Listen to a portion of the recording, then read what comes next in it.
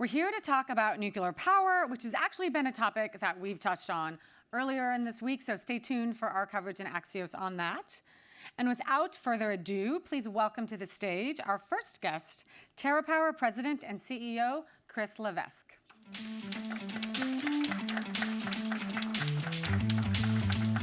Hey, Amy. Hey, Chris, great to see you. You too. Congrats on the new gig. Yes, thank you. It's great to be back, and I'm so excited to be chatting with you.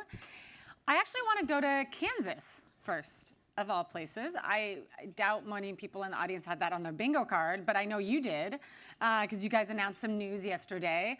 Why don't you tell us what happened? Yeah, yesterday, Dave Campbell and I, the CEO of Evergy, were on CNBC. We announced that we signed an agreement with Evergy and the state of Kansas to look at deploying Natrium in Evergy's service region there. And Natrium is your technology. That's right. That's right.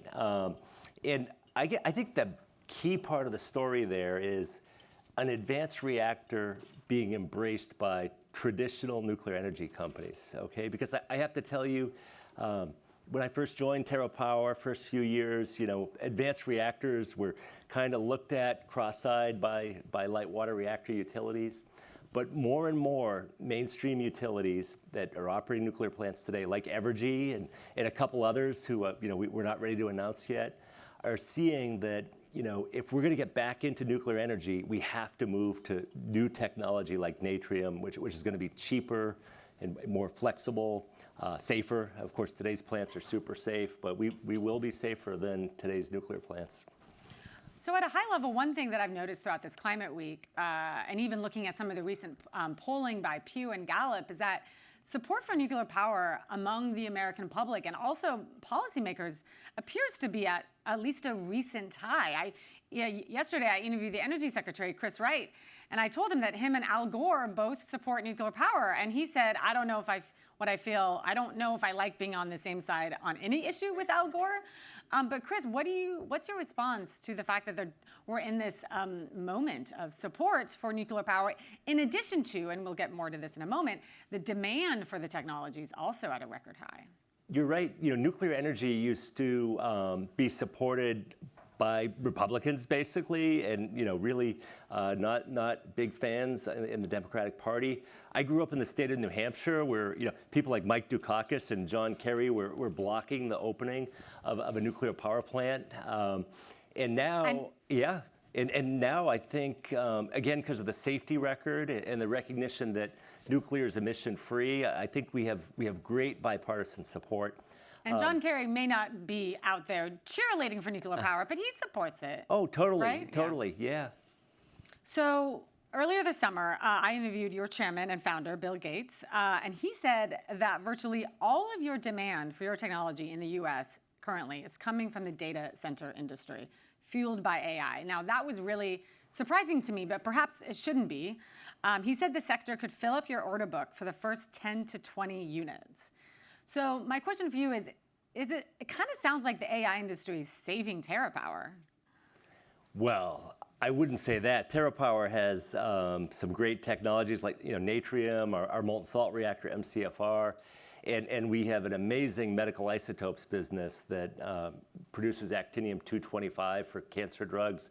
It's going to be a very, very valuable business. So I'm going to ask you about that in a moment. Yeah, so AI, tell me more about the AI. Yeah, AI is not saving TerraPower, but it is a fact that it's a great new source of demand for us.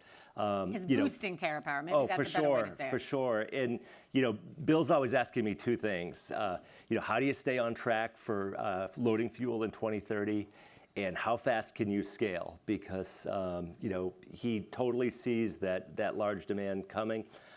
We wish that there were more nuclear plants in the U.S. available today to bring online, right? We see all these power purchase agreements for existing output.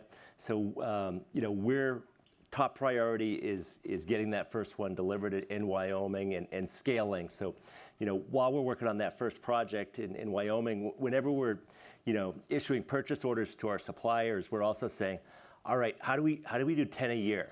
Like that's how we're thinking. Do you do it, can you do it in a modular manufacturing setup, or is it more bespoke? Yeah, for sure. And this is one of the reasons we need to move to an advanced technology like natrium. So the natrium reactor is still fission of uranium, but because instead of using water for a coolant, we use liquid sodium, it means the reactor can operate at low pressure. And what that does is it makes everything lighter. It means you need like half the steel, half the concrete, half the labor.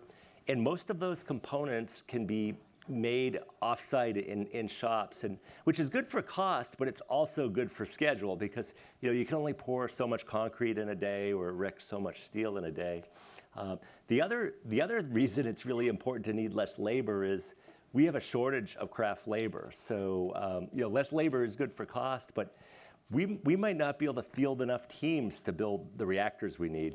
So I mentioned earlier about Al Gore and him warming up to nuclear power because of AI and the demand for energy coming from there. He also said that the hyperscalers may be willing to pay more for what he has called a persistently high price for nuclear power, particularly advanced nuclear power. So number one, what's your response to that?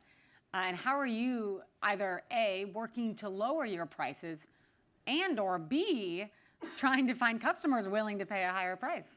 Yeah, that's right. It's great to see the hyperscalers, and several of them are saying they're willing to do that.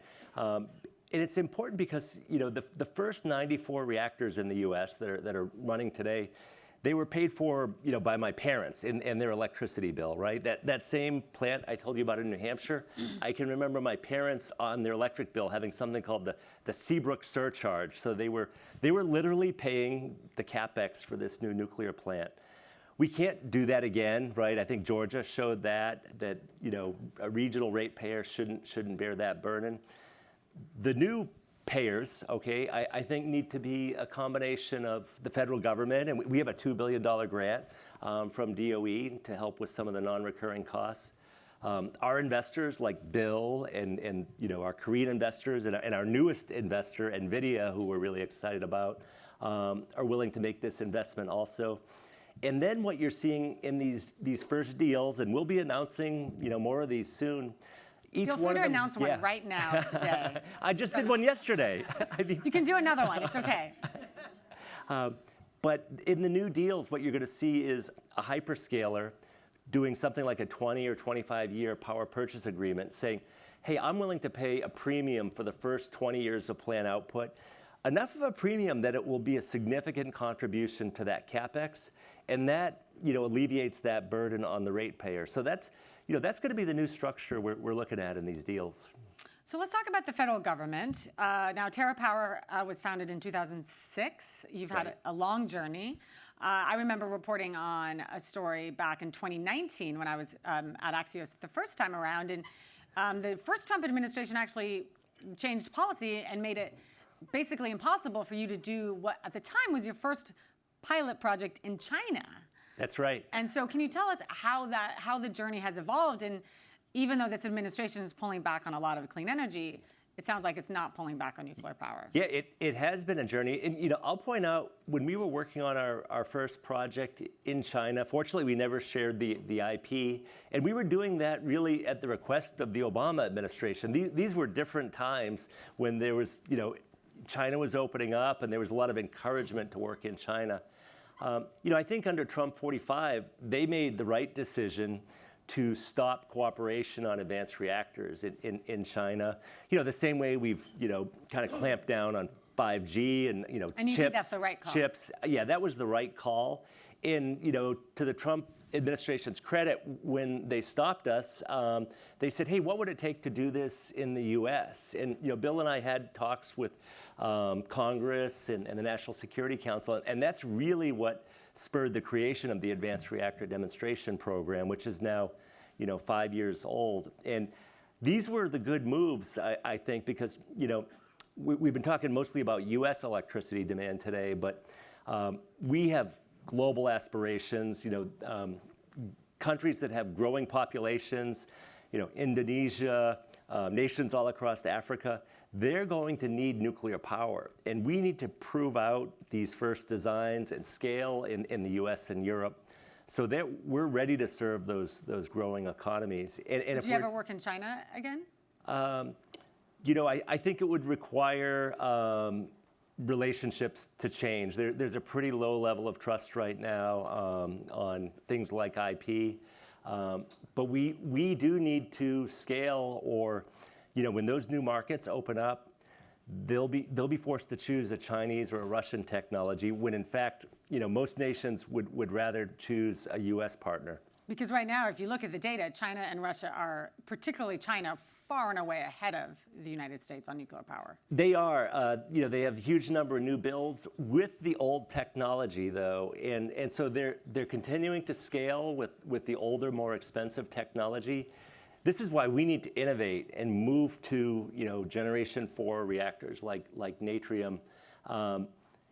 China's very innovative in like pharma and AI, but they're not showing themselves to be very innovative in advanced reactors. They're choosing instead to scale with the old technology.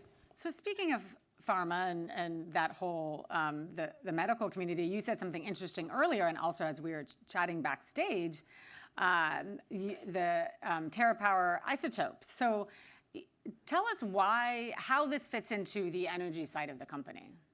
Well, I think it's all about innovation. It's a product that helps solve cancer. Totally. Cancer, I mean, this is your classic innovation story. Bill Gates created TerraPower to solve energy and climate challenges, but he also hired a lot of smart people. And 9 years ago, our chemists who were working on our molten salt reactors said, hey, there's this weapons waste in Oak Ridge, Tennessee, that if we purified it in kind of a needle in a haystack fashion, we could make actinium-225 a much sought-after medical isotope for cancer treatment. And so 9 years later, we're producing and selling actinium at commercial scale. Every Friday, we're shipping our actinium around the world, where it's involved in multiple cancer drug trials, human trials. So our actinium is going into humans around the world right now.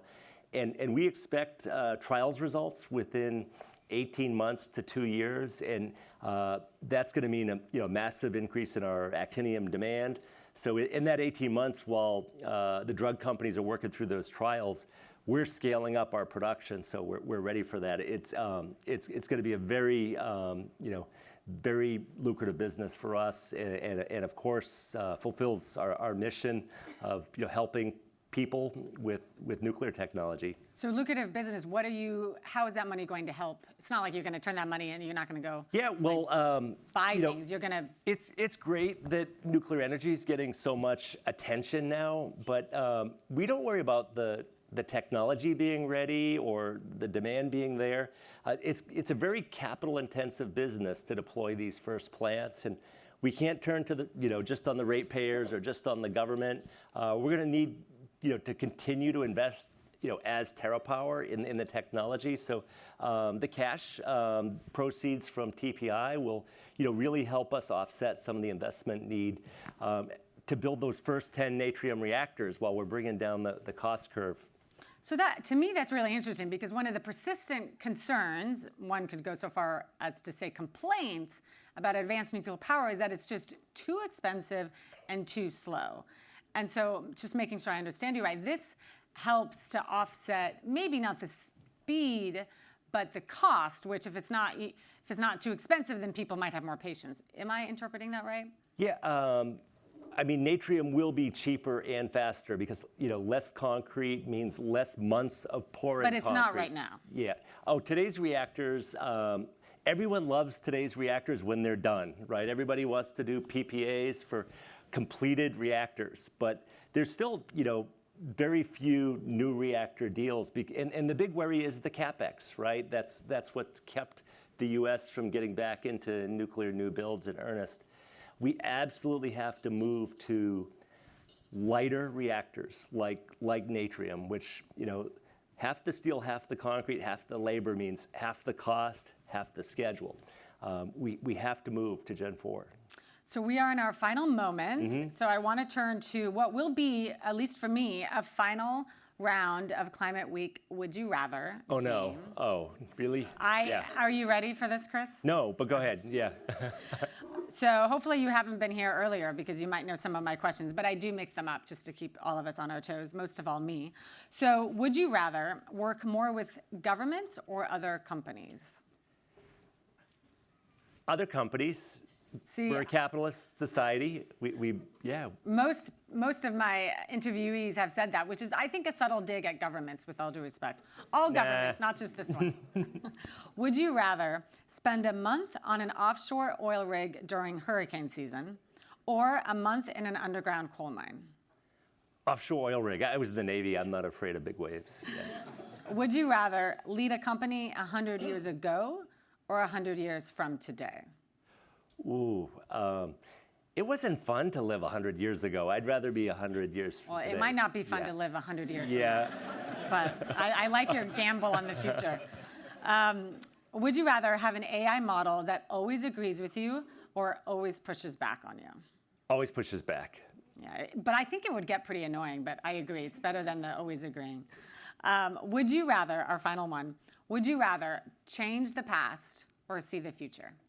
You can never change the past. So you choose see the future. Okay, great. Well, thank you very much, Chris, for this conversation.